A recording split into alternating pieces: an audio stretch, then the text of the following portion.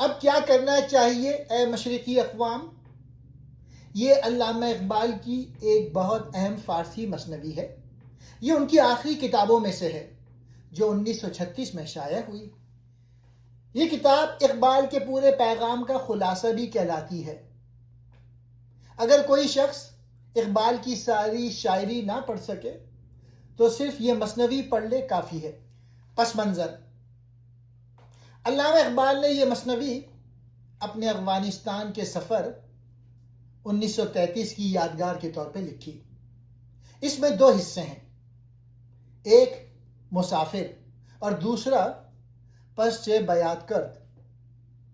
مسافر حصے میں اقبال افغانستان کا سفر بیان کرتے ہیں، کابل جاتے ہیں، بابر، غزنی، احمد شاہ ابدالی کی قبروں پر جاتے ہیں اور افغان بادشاہ ظاہر شاہ سے خطاب کرتے ہیں۔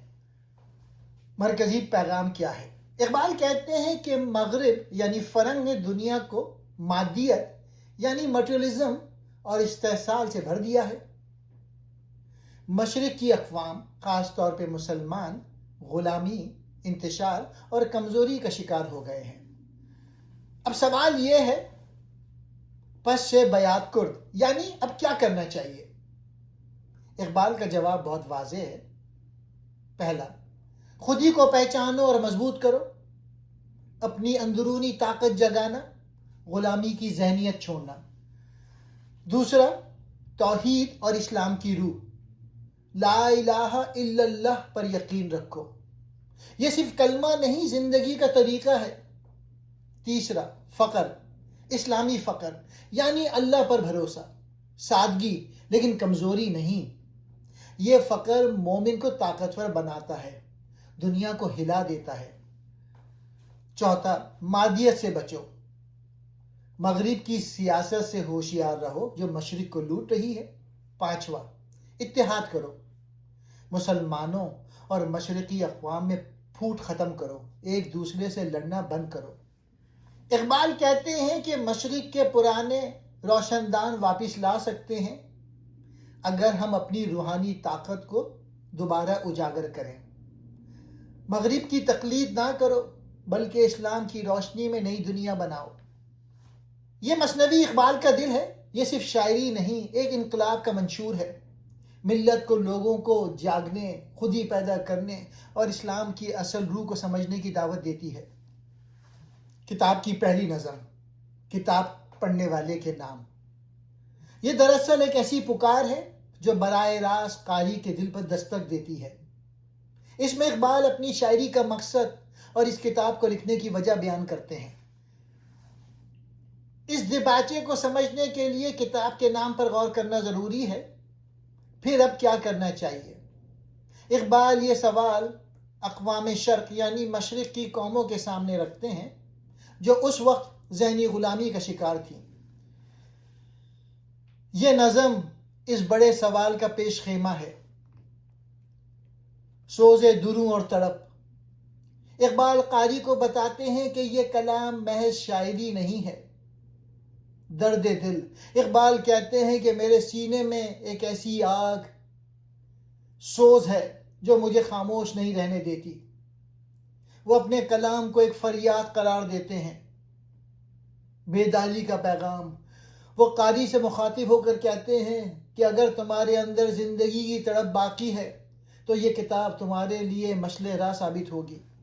مشرق کی حالت زار پر نوحہ، اس حصے میں اقبال مشرق کی زبوں حالی کا ذکر کرتے ہیں۔ مشرق اپنی اصل پہچان کھو چکا ہے۔ یہاں کے لوگ مادی اور ذہنی طور پہ مغرب کے مقلد بن چکے ہیں۔ اقبال قاری کو یاد دلاتے ہیں کہ تمہاری نجات کسی بیرونی سہارے میں نہیں بلکہ تمہارے اپنے اندر چھپی ہوئی قوت یعنی خودی میں ہے۔ اقبال اس ابتدائیہ میں قاری سے چند اہم مطالبات کرتے ہیں۔ سطحی سوچ سے گریز، وہ چاہتے ہیں کہ قاری ان کے الفاظ کے پیچھے چھپے ہوئے درد اور مقصد کو سمجھے۔ قاری کو احساس دلاتے ہیں کہ تم ایک عظیم تاریخ کے وارث ہو، اس لیے تمہیں اپنی موجودہ پستی پر مطمئن نہیں ہونا چاہیے۔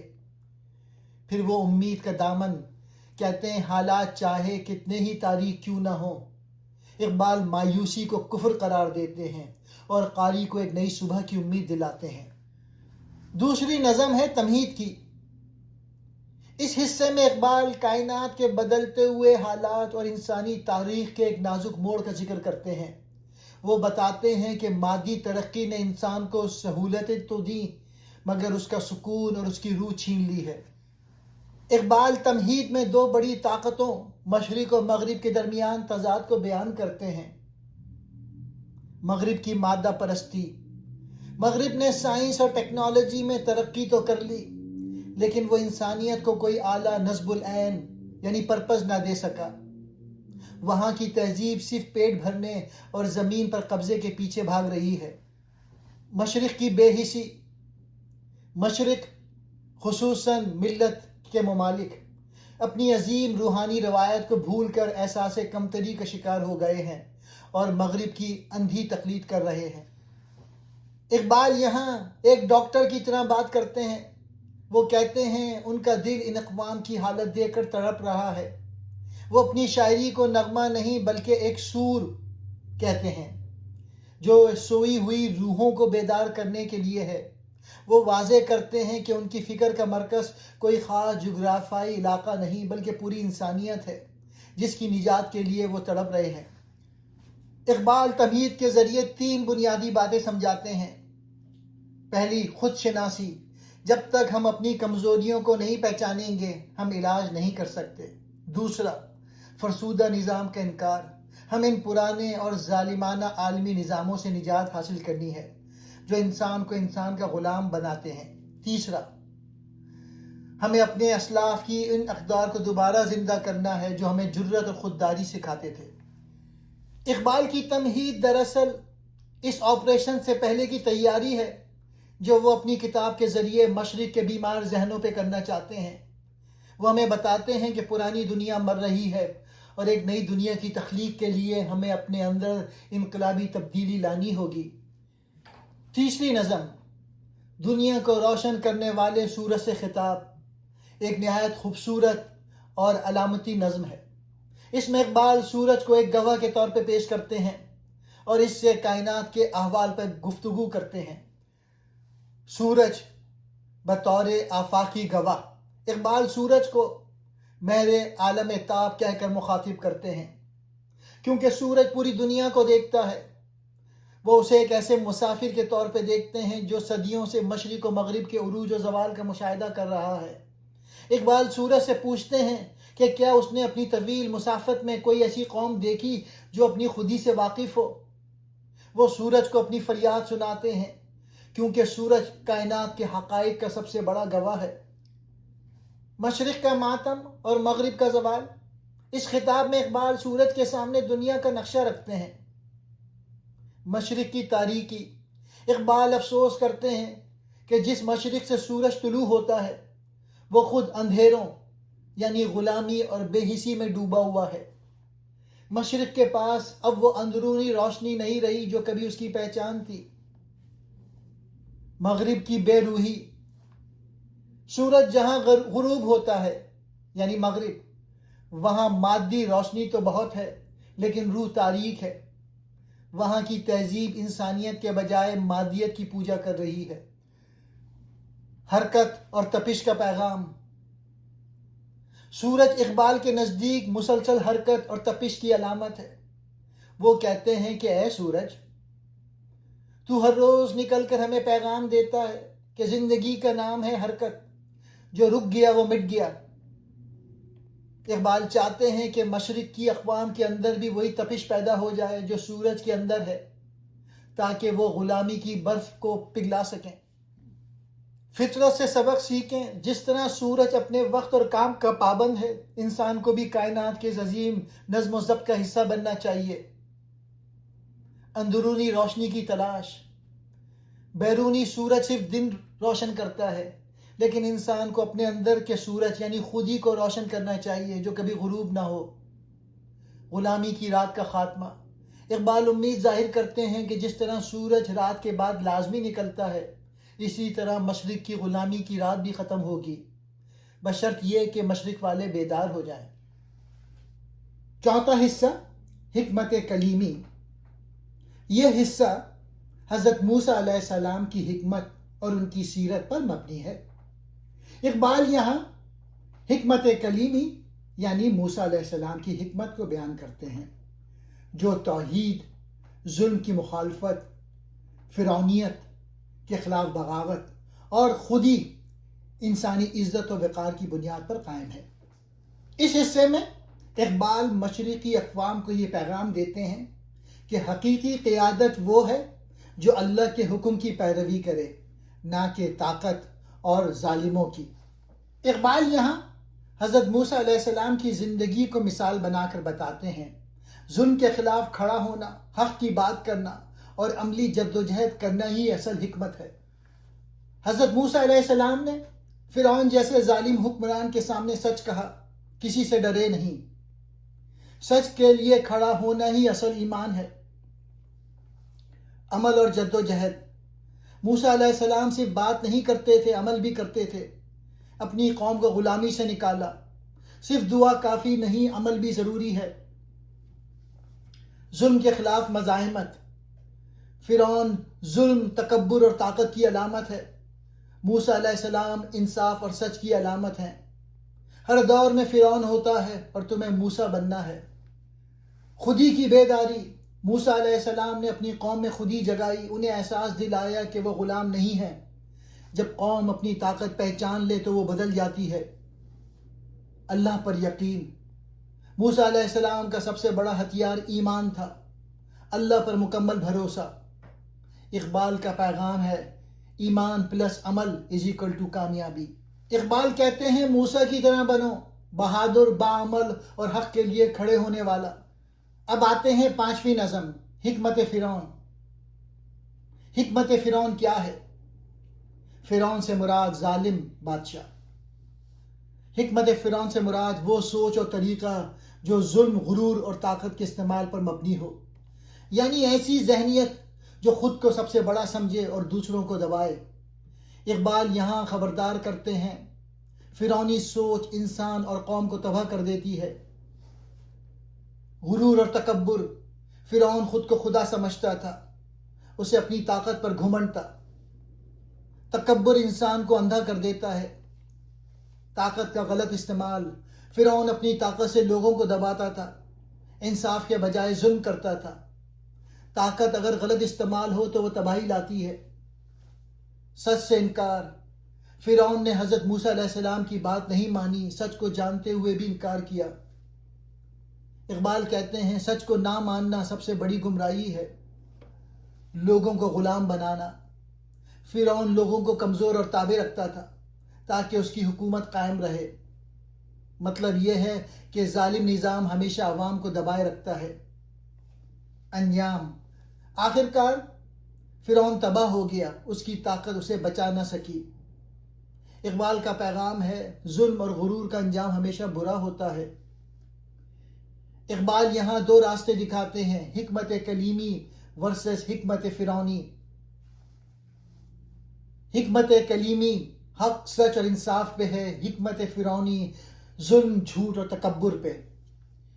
اقبال کہتے ہیں فرعون نہ بنو بلکہ موسیٰ علیہ السلام کی راہ اختیار کرو۔ چھٹی نظم، لا الہ الا اللہ۔ اقبال یہاں کلمہ توحید کی گہری روحانی، فلسفیانہ اور عملی تفسیر پیش کرتے ہیں۔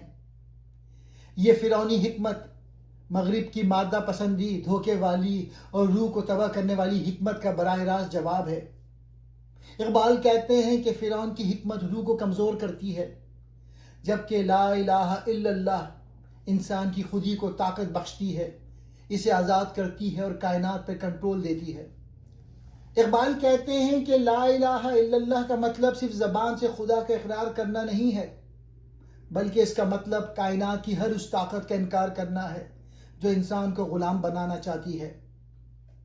پہلا حصہ لا الہ، یہ انکار ہے خوف کا، جھوٹے خداؤں کا، مادی طاقتوں کا اور ہر اس نظام کا جو انسان کو جھکنے پر مجبور کرے۔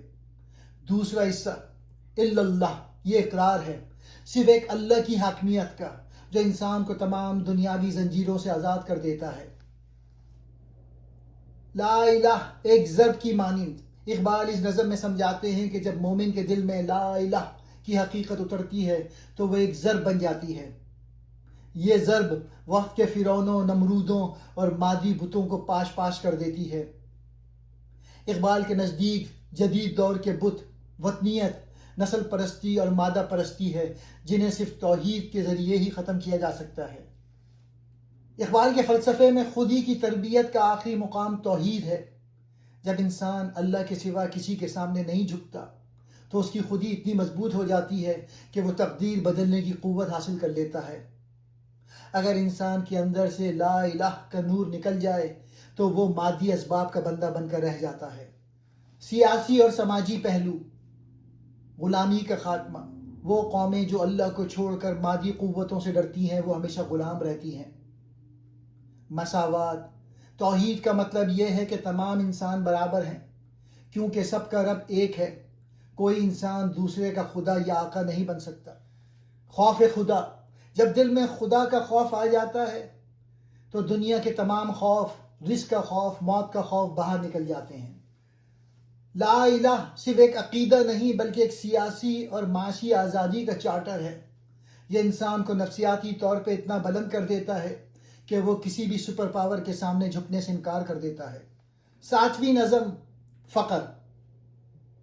اقبال کے فلسفے کا ایک نہایت اہم اور اکثر غلط سمجھے جانے والا موضوع ہے. اقبال کے نزدیک فقر کا مطلب مفلسی یا کسمہ پرسی نہیں بلکہ ایک ایسی شاہانہ بے نیازی ہے جو انسان کو اللہ کے سوا ہر طاقت سے آزاد کر دیتی ہے. فقر کی تعریف اقبال کی نظر میں عام طور پہ فقر سے مراد غربت لی جاتی ہے، لیکن اقبال کے ہاں یہ ایک روحانی مقام ہے. فقر مادی.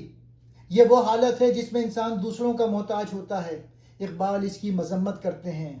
فقر غیور. اقبال کا فقر یہ وہ فقر ہے جس میں انسان کے پاس دنیا کی دولت ہو یا نہ ہو اس کا دل کسی کا محتاج نہیں ہوتا. وہ شہنشاہوں کی آنکھوں میں آنکھیں ڈال کر بات کر سکتا ہے. فقر بمقابلہ رہبانیت. اقبال اس میں واضح کرتے ہیں کہ ان کا فقر دنیا چھوڑ کر غاروں میں بیٹھنے کا نام نہیں، دنیا میں رہ کر دنیا سے بے نیازی. فقر کا مطلب یہ ہے کہ آپ دنیا کی تسخیر کریں، سلطنتیں چلائیں، لیکن آپ کا دل ان چیزوں میں نہ اٹکا ہو. سلطانی فقر. اقبال کہتے ہیں کہ فقر اور سلطانی ایک ہی سکے کے دو رخ ہیں. جب ایک حکمران کے دل میں فقر آ جائے تو وہ عدل اور بے غرض خدمت کا نمونہ بن جاتا ہے. فقر کی خصوصیات. استغنا، بے نیازی، کسی مادی فائدے کے لیے اپنی عزت کا سودا نہ کرنا. جرت اور بہادری. فقر انسان کو موت اور رزق کی تنگی کے خوف سے آزاد کر دیتا ہے. تخلیقی قوت. فقر کائنات کی پرانی قدروں کو توڑ کر نیا جہاں پیدا کرنے کی تڑپ دیتا ہے. عشق رسول. اقبال کے نزدیک سچا فقر حضور اکرم صلی اللہ علیہ وآلہ وسلم کی زندگی کے نقش قدم پر چلنے سے حاصل ہوتا ہے. اقبال فقر کی 2 قسمیں بیان کرتے ہیں. فقر نوری، بامقصد فقر. یہ وہ فقر ہے جو مومن کو اللہ سے قریب کرتا ہے اور اسے کائنات کا فاتح بناتا ہے. یہ فقر روشنی اور زندگی ہے. فقر ناری، تباہ کن فقر. یہ وہ بزدلانہ فقر ہے جو انسان کو تقدیر کے بہانے ہاتھ پاؤں توڑ کر بیٹھنے پر مجبور کر دیتا ہے. اقبال اسے خودی کی موت قرار دیتے ہیں. اقبال مشرق کی اقوام کو یہ پیغام دیتے ہیں کہ تمہاری سیاسی اور معاشی غلامی کا سبب یہ ہے کہ تم مادی اسباب کے غلام بن گئے ہو. علاج کیا ہے؟ اگر تم فقر کلیمی اختیار کرو تو تمہاری زنجیریں خود بخود کٹ جائیں گی. بے خوفی. فقر کی بدولت انسان اس مقام پہ پہنچ جاتا ہے جہاں اسے نہ کسی سپر پاور کا ڈر رہتا ہے اور نہ ہی بھوک کا خوف. اقبال کے نزدیک فقر خودی کی وہ بلندی ہے جہاں انسان کائنات کی ہر چیز کا مالک ہو کر بھی اپنی روح کو پاک رکھتا ہے.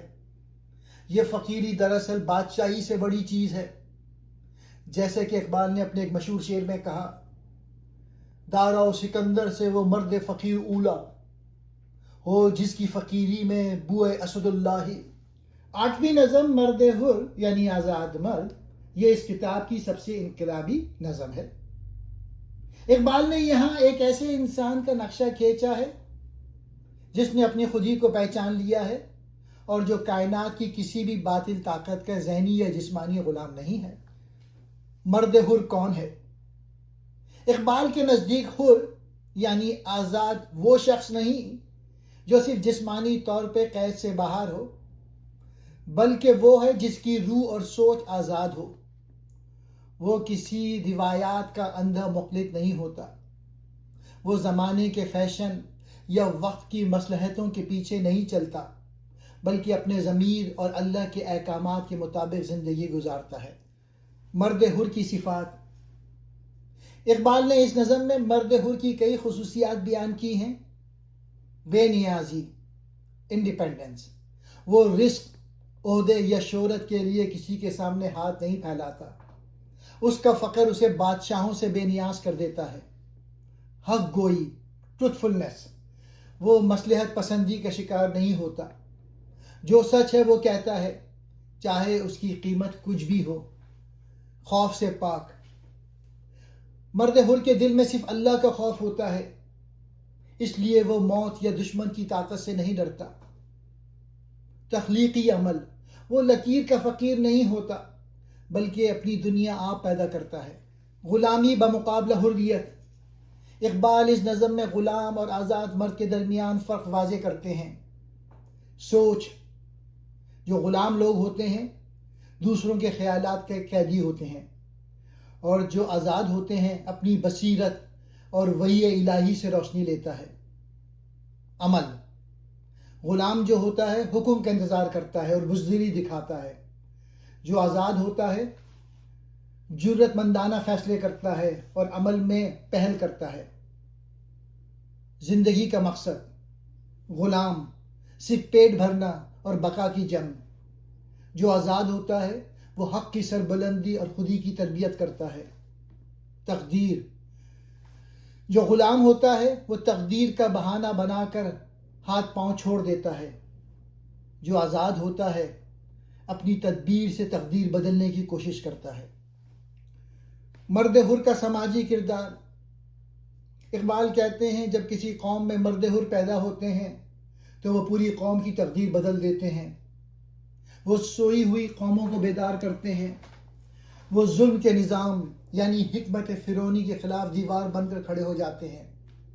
ان کی زندگی دوسروں کے لیے مشعل راہ ہوتی ہے کیونکہ وہ کسی مادی لالچ کے بغیر انسانیت کی خدمت کرتے ہیں۔ اقبال اہل مشرق کو پکار کر کہتے ہیں کہ تمہاری تمام سیاسی اور معاشی ناکامیوں کی جڑ ذہنی غلامی ہے۔ زنجیریں توڑ دو، وہ زنجیریں جو تمہارے ذہنوں پر مغربی تہذیب یا پرانے فرسودہ رسوم و رواج نے ڈال رکھی ہیں۔ حقیقی آزادی، اصل آزادی یہ ہے کہ تم اللہ کے سوا ہر اس بت کو توڑ دو جو تمہاری ترقی کی راہ میں رکاوٹ ہے۔ غیرت ایمانی، مرد حر بننے کے لیے غیرت اور خودداری شرط اول ہے۔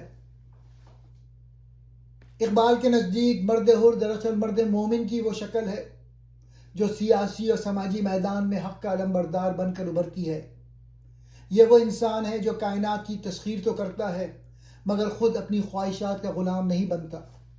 نویں نظم، شریعت کے رازوں کے بارے میں، در اسرار شریعت۔ یہ نہایت گہرائی والا موضوع ہے۔ اقبال یہاں یہ بتاتے ہیں کہ شریعت صرف چند ظاہری قوانین کا نام نہیں بلکہ اس کے پیچھے ایک عظیم مقصد اور فلسفہ چھپا ہوا ہے۔ شریعت کیا ہے؟ عام طور پہ لوگ شریعت کو صرف حلال اور حرام کی ایک فہرست سمجھتے ہیں، لیکن اقبال کے نزدیک شریعت وہ راستہ ہے جو انسان کی خودی کو مضبوط کرتا ہے۔ شریعت کا مقصد انسان کو ایک ایسا نظم و ضبط سکھانا ہے جس سے وہ ایک کامل انسان بن سکے۔ یہ محض پابندیوں کا نام نہیں بلکہ یہ انسان کو نفس کی غلامی سے آزاد کرانے کا ذریعہ ہے۔ شریعت اور آزادی کا تعلق۔ اقبال ایک بہت بڑی حقیقت بیان کرتے ہیں کہ آزادی ہمیشہ قانون کی پابندی سے آتی ہے۔ مثال کے طور پہ ستارے اس لیے چمکتے ہیں کیونکہ وہ ایک خاص مدار یعنی قانون کے پابند ہیں۔ اگر وہ اس قانون کو توڑ دیں تو کائنات تباہ ہو جائے۔ اسی طرح جب ایک مومن شریعت کی پابندی کرتا ہے تو وہ دنیا کی تمام جھوٹی طاقتوں سے آزاد ہو جاتا ہے. اسے پھر کسی فرعون یا مادی طاقت کا ڈر نہیں رہتا. عبادات کا اصل مقصد. اقبال اسرار شریعت میں بتاتے ہیں کہ نماز، روزہ اور حج جیسی عبادات کے پیچھے کیا راز چھپے ہیں. نماز یہ صرف رکوع اور سجود نہیں بلکہ اللہ سے براہ راست تعلق قائم کرنے اور اپنی انا کو مٹانے کا نام ہے. زکوٰۃ یہ مادہ پرستی اور دولت کی محبت کو دل سے نکالنے کا طریقہ ہے. حج یہ رنگ، نسل اور زبان کے بتوں کو توڑ کر ایک عالمی بھائی چارے کی تربیت ہے. شریعت کلیمی بمقابلہ مصلحت وقت. اقبال افسوس کرتے ہیں کہ آج کل کے لوگ شریعت کو مصلحت کے مطابق بدلنے کی کوشش کرتے ہیں.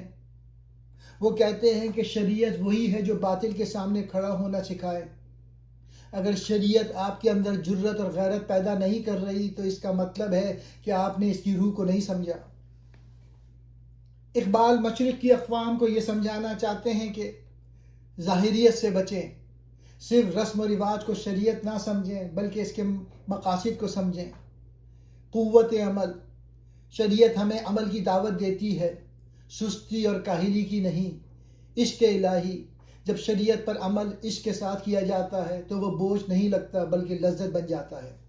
اقبال کے نزدیک اسرار شریعت یہ ہے کہ انسان اللہ کے احکامات کی پیروی کر کے خود کو اتنا بلند کر لے کہ وہ کائنات کی تسخیر کر سکے. 10ویں نظم. ہندوستانیوں کے نفاق اور پھوٹ پر چند آنسو. یہ ایک نہایت جذباتی اور فکر انگیز نظم ہے. اس میں اقبال نے ہندوستان کی مختلف اقوام، خصوصاً ہندوؤں اور مسلمانوں کے درمیان بڑھتی ہوئی دوریوں اور نا اتفاقی پہ دکھ کا اظہار کیا ہے. اقبال اس بات پہ رنجیدہ ہیں کہ ایک ہی مٹی کے رہنے والے لوگ آپس میں لڑ کر اپنی طاقت ضائع کر رہے ہیں. غلامی کی اصل وجہ نا اتفاقی. اقبال اس نظم میں یہ حقیقت بیان کرتے ہیں کہ ہندوستان پہ غیر ملکیوں کا قبضہ اس لیے برقرار ہے کیونکہ یہاں کے لوگ آپس میں بٹے ہوئے ہیں. تقسیم کرو اور حکومت کرو. اقبال سمجھاتے ہیں کہ استعماری طاقتیں ہمیشہ پھوٹ ڈال کے فائدہ اٹھاتی ہیں. کمزوری. جب ایک گھر کے افراد آپس میں لڑتے ہیں تو باہر والا آسانی سے گھر پہ قبضہ کر لیتا ہے. وطنیت اور فرقہ واریت کی مذمت. اقبال ان لوگوں پہ تنقید کرتے ہیں جو مذہب یا سیاست کو نفرت پھیلانے کے لیے استعمال کرتے ہیں. وہ کہتے ہیں کہ وہ مذہب نہیں جو انسان کو انسان سے جدا کر دے.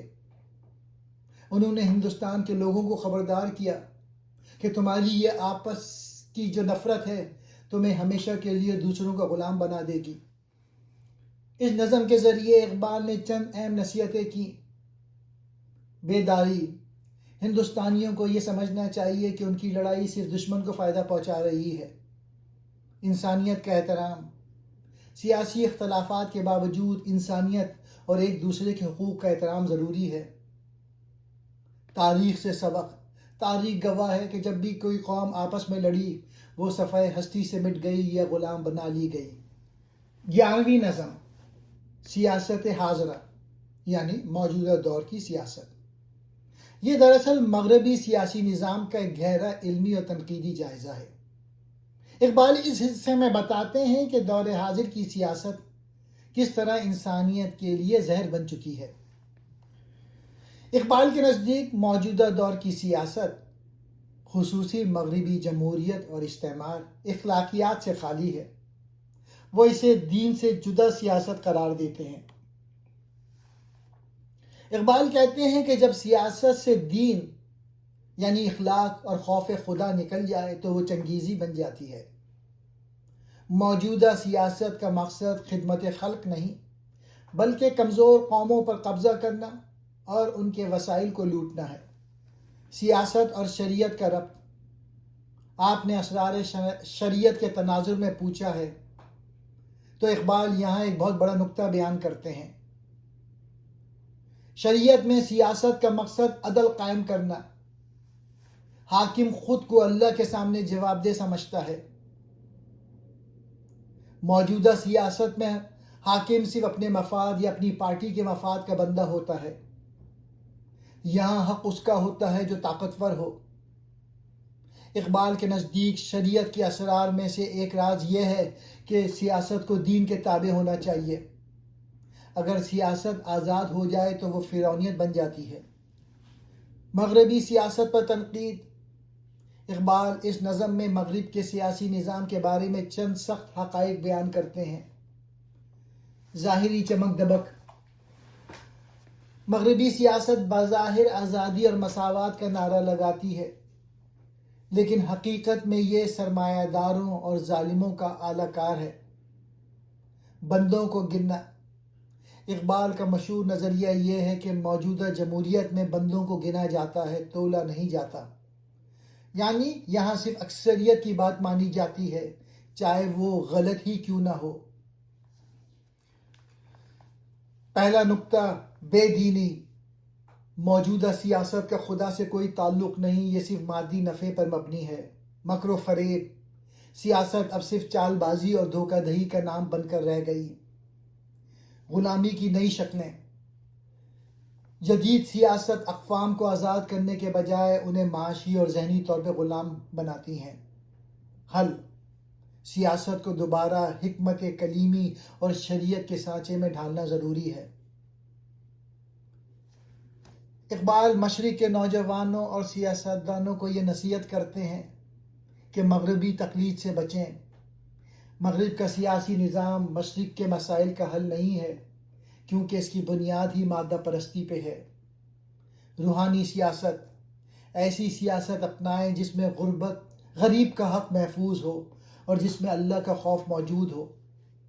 بیداری، مشرق کی اقوام کو اپنی سیاسی بصیرت پیدا کرنی چاہیے تاکہ وہ عالمی سیاست کے مکر و فریب کا شکار نہ ہوں۔ اقبال کے نزدیک سیاست حاضرہ ایک ایسا بت ہے جسے پاش پاش کرنا ضروری ہے۔ وہ چاہتے ہیں کہ مسلمان اور اہل مشرق دوبارہ اس سیاست کی طرف لوٹیں جو عدل، مساوات اور انسانیت کی خدمت پر مبنی ہو، یعنی وہ سیاست جو اسرار شریعت کے تابع ہو۔ 12ویں نظم، امت عرب کے نام چند الفاظ، ایک نہایت ہی اہم اور جذباتی حصہ ہے۔ اس میں اقبال نے براہ راست عرب قوم کو مخاطب کیا ہے، کیونکہ وہ عربوں کو اسلام کا مرکز اور مشرق کی بیداری کا اصل سرچشمہ سمجھتے تھے۔ اقبال کے نزدیک عربوں کی اہمیت صرف ان کے تیل یا زمین کی وجہ سے نہیں ہے، بلکہ اس لیے ہے کہ اسلام کا سورج وہیں سے طلوع ہوا۔ وہ عربوں کو یاد دلاتے ہیں کہ تم وہی قوم ہو جس نے صحراؤں سے نکل کر قیصر و خسرہ کی سلطنتوں کو ہلا دیا تھا۔ وہ کہتے ہیں کہ اگر عرب بیدار ہو جائیں تو پوری اسلامی دنیا اور مشرق بیدار ہو سکتا ہے۔ وطنیت اور قومیت کا فتنہ۔ اس نظم میں اقبال عربوں کو ایک خاص خطرے سے آگاہ کرتے ہیں، اور وہ ہے عربی قوم پرست۔ اقبال کہتے ہیں کہ مغرب نے عربوں کو عرب قومیت کے نام پہ تقسیم کر دیا ہے، جیسے حجازی، مصری، شامی وغیرہ۔ وہ عربوں کو نصیحت کرتے ہیں کہ تمہاری طاقت تمہارے قبیلے یا زمین میں نہیں بلکہ دین اسلام میں ہے، جو تمام نسلوں کو ایک لڑی میں پروتا ہے۔ مادہ پرستی اور جدید جاہلیت۔ اقبال کو دکھ ہے کہ عرب اپنی روحانیت چھوڑ کر مغرب کی مادہ پرستی کی طرف مائل ہو رہے ہیں۔ وہ کہتے ہیں، اے عربوں، تمہارے پاس وہ ریگستان کی تپش اور ایمانی غیرت ہونی چاہیے جو تمہارے اسلاف کا خاصہ تھا۔ آج تم مغرب کے سیاسی اور معاشی نظام کے سحر میں گرفتار ہو کر اپنی اصل پہچان کھو رہے ہو۔ اقبال کا عربوں کے نام پیغام نہایت واضح ہے۔ پہلا، تیل اور دولت پہ بھروسہ نہ کریں۔ مادی دولت فانی ہے، اصل دولت وہ ایمان ہے جس نے تمہیں دنیا کا امام بنایا تھا۔ دوسرا، مغرب کی غلامی سے نجات۔ سیاسی طور پہ آزاد ہونے کے ساتھ ساتھ ذہنی طور پر بھی مغرب کے اثر سے نکلنا ضروری ہے۔ قیادت کا حق۔ اقبال چاہتے ہیں کہ عرب دوبارہ دنیا کی رہنمائی کریں، لیکن اس کے لیے انہیں دوبارہ حکمت کلیمی اور فقر جیسی صفات اپنانی ہوں گی۔ علامہ اقبال کی شاہکار کتاب کا یہ آخری اور مرکزی عنوان، پھر اب کیا کرنا چاہیے اے مشرق کی قوموں، दरअसल वो हुक्म नामा या हल है जिसके लिए पूरी किताब लिखी गई। यहाँ इकबाल तमाम फ़लसफ़ियाना बहसों को समेट कर एक अमली रास्ता दिखाते हैं। पूरी किताब में बीमारी का जिक्र करने के बाद इस हिस्से में इकबाल इलाज बताते हैं। वो कहते हैं कि ए मशरिकी अक़वाम, हिंदुस्तानी, ईरानी, अरब, अफ़गानी, तुर्क, तुमने बहुत दुख झेल लिए, बहुत ग़ुलामी कर ली। अब उठो और देखो कि तुम्हें अमली तौर पर क्या करना है। बुनियादी हल, अपनी असल की तरफ वापसी। इकबाल का सबसे पहला मशवरा यह है कि मशरिक़ को अपनी रूहानी और तहजीबी जड़ों की तरफ लौटना होगा। मगरिबी नक्काली का ख़ात्मा। वो कहते हैं कि मगरिब की अंधी तकलीद तुम्हें तबाह कर देगी। तुम्हारा इलाज मगरिब के पास नहीं बल्कि तुम्हारे अपने निज़ाम, इस्लाम और मशरिक़ी इक़्तिदार में है। खुदी की बेदारी। हर फ़र्द और हर कौम को अपनी खुदी को पहचानना होगा ताकि वो दूसरों का मोहताज ना रहें।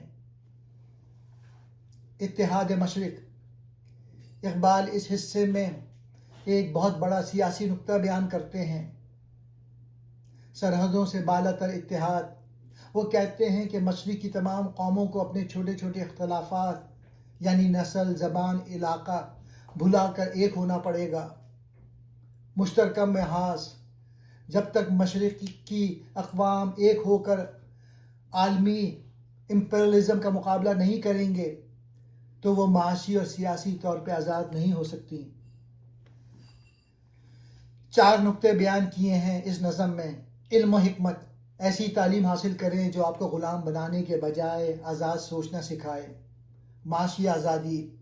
दूसरों के माल और निज़ाम पे भरोसा छोड़कर अपने वसाइल ख़ुद पैदा करें। सियासी जुर्रत। हिकमत कलीमी अपनाएं और वक्त के फ़िरौनों से डरना छोड़ दें। दीन और सियासत का संगम। अपनी सियासत को इखलाक और दीन के ताबे करें ताकि वो जुल्म का ज़रिया ना बने। इस आखिरी पुकार में इकबाल 3 बातों पे जोर देते हैं। उम्मीद ना हारें।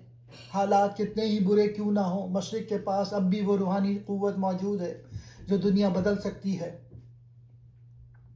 खौफ खुदा बमुकाबला खौफ दुनिया। जब इंसान सिर्फ एक अल्लाह के सामने झुक जाता है तो वो पूरी दुनिया की ग़ुलामी से आज़ाद हो जाता है।